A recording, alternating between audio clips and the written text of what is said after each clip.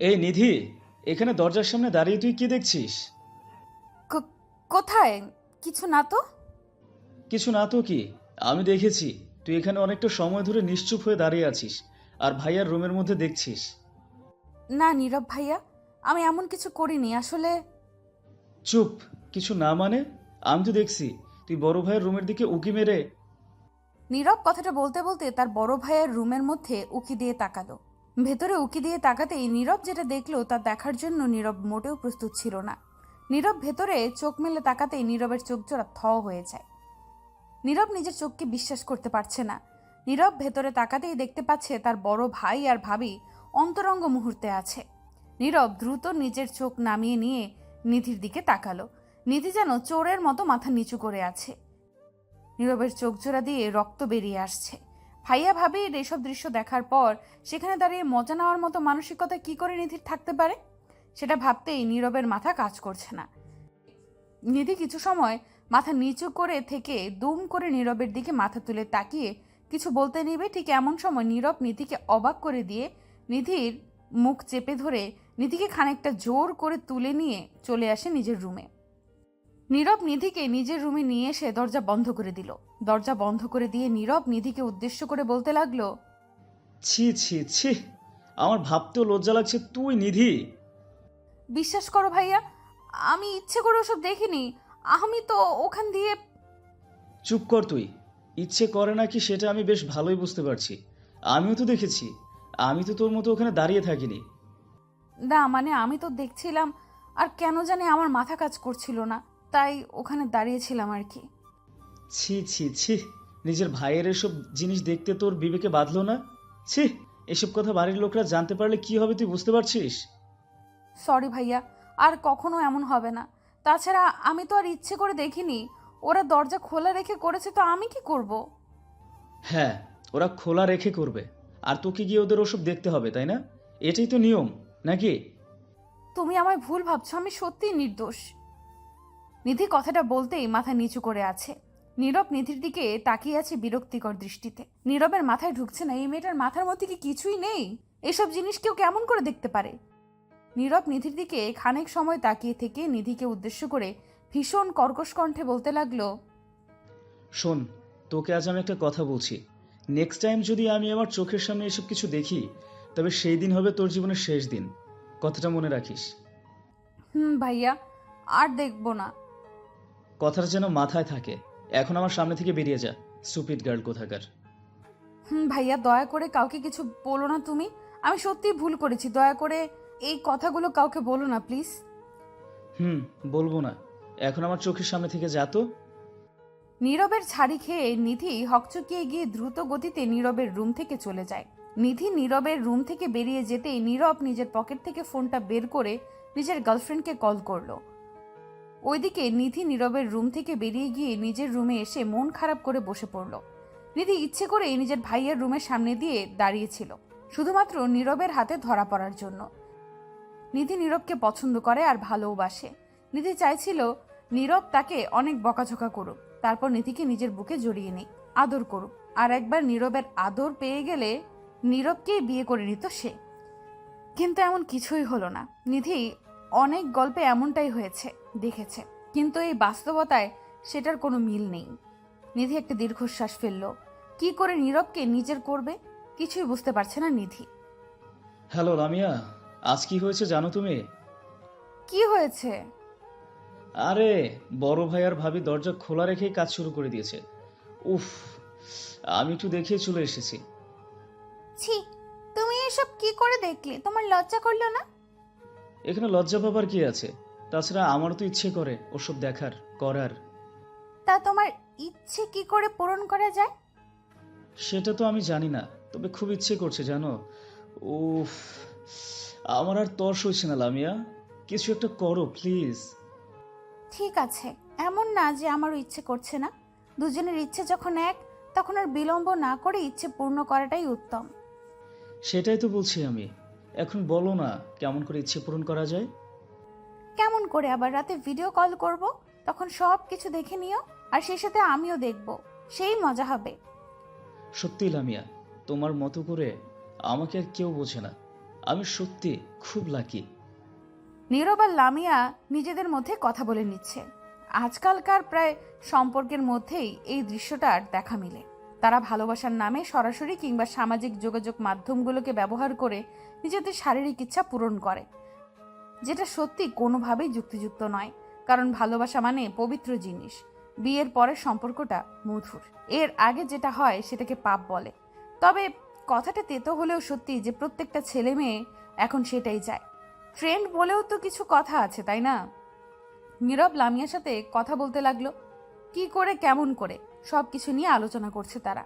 রাতের দিকে নীরব নিজের রুমে এসে শুয়ে পড়ল। ফোনটা বের করে লামিয়াকে ভিডিও কল করলো। অতিরিক্ত তাড়াহুড়োতে নীরব দরজা লক করতে ভুলে গেছে। নীরব নিজের জামা কাপড় পরে আছে। লামিয়া ভিডিও কলে এসে নীরবকে উদ্দেশ্য করে বলতে লাগলো, কি হলো, তুমি এখনো এসব পরে আছো কেন? খুলে ফেলো না। খোলার কথাটা তো ঠিক আছে, কিন্তু আমার না ভীষণ লজ্জা লাগতেছে। কি করব বলো? লজ্জা লাগছে মানে? আমার কাছে তোমার আবার কিসের লজ্জা? খুলে ফেলো না। তুমি আগে খোলো, আমিও খুলছি। এই যে আমার শরীর থেকে সব কিছু আদর করে করে তুমি খুলে দেবে, আমিও তোমারটা খুলে দিচ্ছি, ওকে? তাই দাও। নীরব লামিয়া দুজন দুজনের মধ্যে একদম ডুবে আছে। নীরব খুশিতে লাফাচ্ছে। মনে মনে নীরব ভাবছে এসব কিছুই যেন সত্যি সত্যি হচ্ছে। নীরব লামিয়ার বুক, নাভি, পেট সব কিছু দেখতে লাগলো। লামিয়ার সব কিছু একদম উন্মুক্ত আছে নীরবের সামনে। নীরব এমন করে তাকিয়ে আছে ফোনের স্ক্রিনে যেন সে চোখ দিয়ে গিলে খাবে। লামিয়া নীরবের এমন চাহনি দেখে আরো বেশি উত্তেজিত হয়ে উঠছে। মনে হচ্ছে যেন লামিয়া আর নিজেকে নিয়ন্ত্রণ করতে পারছে না। লামিয়া নীরবের দিকে লোভনীয় দৃষ্টিতে তাকিয়ে মায়াবী কণ্ঠে নীরবকে উদ্দেশ্য করে বলল, এই নীরব, এমন করে তাকিয়ে আছো কেন? তোমার এমন তাকানোতে আমার অবস্থা আরো খারাপ হয়ে যায়। আর কি করব প্রিয়, এমন দৃশ্য নিজের চোখের সামনে দেখতে পেয়ে যে আমি ব্যাকুল থেকে ব্যাকুল হয়ে উঠেছি। উফ, কি ফিগার তোমার! যাও দুষ্টু, এমন করে কেউ বলে? এইবার আমায় উন্মাদ করে দাও। তোমার শরীরের সব অংশ দেখিয়ে আমায় পাগল করে দাও প্লিজ। দিচ্ছি সোনা, আজ তোমায় পাগল করে দিয়ে নিজেও পাগল হয়ে যাব। নীরব কথাটা শেষ করতেই ফোনটা নিজের থেকে খানিকটা দূরে রেখে দিল। ক্যামেরার দিকে তাকিয়ে নিজের শার্ট একটানে খুলে ফেলতেই নীরবের সিক্স প্যাক বডিটা লামিয়ার সামনে উন্মুক্ত হলো। লামিয়া নীরবের বুকের দিকে এক দৃষ্টিতে তাকিয়ে আছে। লামিয়ার এমন চাহনিতে আরো বেশি উত্তেজিত হয়ে পড়ল। নীরব নিজের প্যান্টের উপর হাত রাখতেই আচমকে নীরব চমকে উঠল। নীরব অনুভব করছে সে ছাড়াও এই রুমের মধ্যে অন্য কেউ আছে। নীরব খানিকটা ভয় পেয়ে গিয়ে পেছন ফিরে তাকাতেই আটকে উঠল। এটা দেখার জন্য হয়তো নীরব মোটেও প্রস্তুত ছিল না। নীরব দেখতে পেলেও নিধি তার পেছনে দাঁড়িয়ে আছে, আর নিধির হাতে একটা ফোন আছে। নিধিকে দেখতে পেয়ে নীরবের চোখজোড়া ছানা বড়া হয়ে যায়। নীরব হকচকিয়ে গিয়ে নিধিকে উদ্দেশ্য করে কাপা কাপা গলায় বলতে লাগলো, এই, তুই এখানে কি করছিস? রুমে এসে তুই চুপ করে দাঁড়িয়েছিলি কেন? হুমা, শব্দ করলে তোমার ভার্চুয়াল বাসর রাতের ভিডিও বানাতাম কেমন করে, তাই চুপটি করে ভিডিও শুট করেছি। নিধির কথাটা শুনে নীরব হকচকিয়ে গেল। নীরব যেন নিজের কানকে বিশ্বাস করতে পারছে না। নীরব দ্রুত নিজের শার্ট গায়ে জড়িয়ে নিয়ে নিধিকে উদ্দেশ্য করে বলতে লাগলো, নিধি, বোন আমার, এমন করে না। ফোনটা আমাকে দে। সত্যি বলছি, আমি এমন কিছুই করছিলাম না। তুমি এসব বললেই হবে নাকি? এই ভিডিওতে তোমাদের দুজনকেই খোলামেলা ভালোই দেখা যাচ্ছে। এটা এখন হবে ভাইরাল। নিধি, তুই কিন্তু বেশি বেশি করছিস। ভুলে যাস না আমি তোর ভাই। গলা নামিয়ে মিস্টার নীরব চৌধুরী, চোরের মায়ের বড় গলা থাকতে নেই শোনা। দেখ নিধি, তুই যেটা বলবি সেটাই হবে। প্লিজ, এই ভিডিওটা যেন লিক না হয়। Please Nidhi. সরি, এত বড় একটা সত্যিকে আড়াল করে রাখতে হলে তো তোমাকে এর মূল্য চোকাতেই হবে। এমনি এমনি তো কিছু হয় না, বলো। কি মূল্য দিতে হবে বল? তোর সব কথা শুনবো আমি, প্রমিস। শুধু এই ভিডিওটা ডিলিট করে দে। সব করব, তার আগে আমার কাজটা তো শেষ হোক। দেখো, এটা ডিলিট করতে হলেও তোমায় একটা শর্ত মানতে হবে। কি শর্ত? বল। আমি তো সব শর্ত মানতে রাজি। বল, কি বলবি? এই ভিডিও কলে যেটা হচ্ছিল সেটা আমার সাথে করতে হবে, একদম আমার সামনে। রাজি তো? হোয়াট? মাথা ঠিক আছে তোর? তুই আমার চাচাতো বোন, আমি এসব করতে পারবো না। ওকে, আমি ওই ভিডিওটা নিজের কাছে রাখতে পারবো না, সরি। নিধি কথাটা বলতেই নীরবের সামনে দিয়ে চলে যেতে লাগলো। নীরব কি করবে কিছুই বুঝে উঠতে পারছে না। নীরব হাত বাড়িয়ে দিয়ে নিধিকে আটকে নিল। নিধিকে উদ্দেশ্য করে মৃদু কণ্ঠে বলল, দেখ, তুই এসব কথা কাউকে বলিস না। আমি তোর ভাই। আমার সাথে কি তোর সব যায় তুই বল। আমি উপদেশ না, যেটা বলেছি সেটা করতে বলেছি। করবে কি করবে না সেটা তোমার ইচ্ছে। নিধি, আমি এই শেষবারের মতো করে বলছি, তুই যেটা করছিস সেটা কিন্তু একদম ঠিক হচ্ছে না। এটা পাপ। পাপ নাকি সেটা আমি বুঝে নেব, যেটা করতে বলেছি সেটাই করো। নিধি কথাটা শেষ করতেই নিজের বুকের ওপরে থাকা ওড়নাটা খুলে ফেলল। নিধি নিজের বুকের ওপর থেকে ওড়নাটা খুলে নীরবের দিকে তাকালো। নীরব নিশ্চুপ হয়ে আছে, কি করবে না করবে কিছুই বুঝে উঠতে পারছে না সে। নিধি নীরবকে ঠায় থ মেরে দাঁড়িয়ে থাকতে দেখে খানিকটা বিরক্ত হয়ে নীরবের দিকে এগিয়ে এলো। নীরবের দিকে এগিয়ে এসে নিধি দুম করে নীরবের শার্ট খুলে ফেলল। নীরবের শার্ট খুলে নিধি একদম নীরবের বুকের উপর চুমু খেলো। নীরবের বুকের উপর নিজের ঠোঁটজোড়া ছুঁয়ে দিতেই নীরব কেঁপে উঠল। নীরবের মনের মধ্যে তোলপাড় শুরু হয়ে যায় নিধির স্পর্শে। নিধি পাগলের মতো নীরবের বুকে চুমু খেয়ে চলেছে। নীরবও নিজের মধ্যে এক অদ্ভুত শিহরণ অনুভব করছে। নিজেকে ধরে রাখতে না পেরে নীরবও দুম করে নিধিকে বিছানার উপর ধাক্কা দিয়ে ফেলে দিয়ে নিধির বুকের উপর উঠে বসল। নিধির বুকের উপর উঠে নীরব নিধির বুকের জামাটা খুলে ফেলে ওই বুকের উপর নিজের মুখ চেপে ধরল।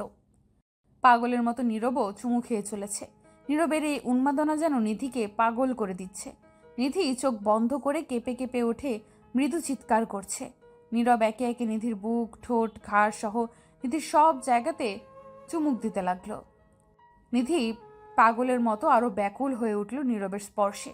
দুজন যেন আর নিজেদের মধ্যে নেই, এক হয়ে মিশে গেল আদরে আদরে।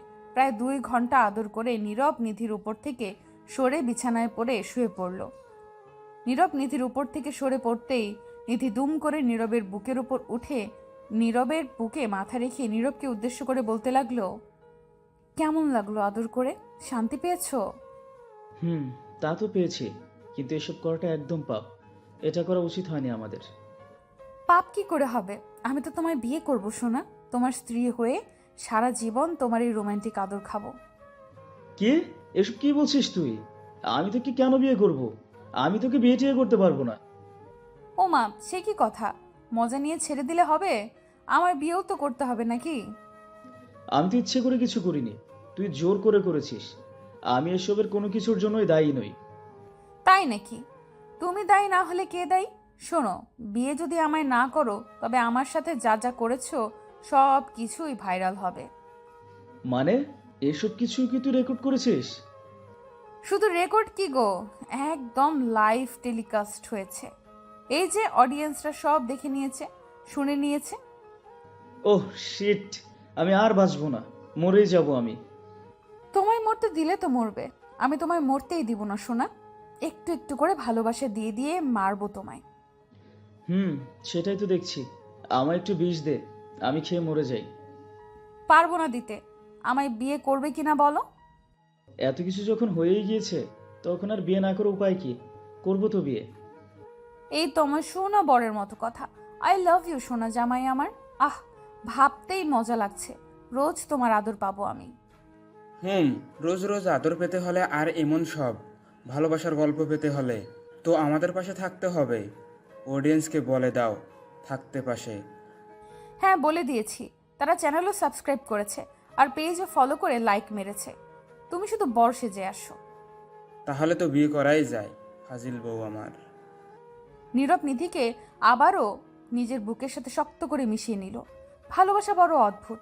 এই ভালোবাসাকে নিজের কাছে পেতে হলে কোনো নিয়ম চলে না। সকল নিয়মের বাধা ভেঙে ভালোবাসার প্রিয় মানুষটিকে নিজের কাছে যে করেই হোক টেনে নেওয়া যায়। সত্যি, খার ভালোবাসা কখন কোথায় কি করে হয়ে যাবে সেটা বলা মুশকিল। ভালোবাসুন, নিজের প্রিয়জনকে পাগলের মতো ভালোবাসা দিন। এতটা ভালোবাসা দিন যাতে সে কখনো আপনাকে ছেড়ে তো দূর, আপনাকে ছাড়া কিছুই ভাবতে না পারে। ভালো থাকুক ভালোবাসা। গল্পটি কেমন লাগলো তা অবশ্যই কমেন্ট করে জানাতে ভুলবেন না। পেজ থেকে দেখে থাকলে অবশ্যই পেজটিকে ফলো করে দিবেন, আর চ্যানেল থেকে দেখে থাকলে অবশ্যই চ্যানেলটিকে সাবস্ক্রাইব করে পাশে থাকা বেল আইকনটা বাজিয়ে দিবেন। আর নিত্য নতুন এমন সুন্দর সুন্দর ভালোবাসার গল্প পেতে voice of Priyanka YouTube channel এবং ভয়েস অফ প্রিয়াঙ্কা ফেসবুক পেজের পাশেই থাকবেন। এবং আমাদের সেকেন্ডারি ফেসবুক পেজ এবং চ্যানেল প্রিয়াঙ্কাস ক্রিয়েশনে অবশ্যই লাইক এবং সাবস্ক্রাইব করে দিয়ে পাশে থাকবেন। ধন্যবাদ সবাইকে। দেখা হচ্ছে আগামীকাল নতুন কোনো গল্প নিয়ে।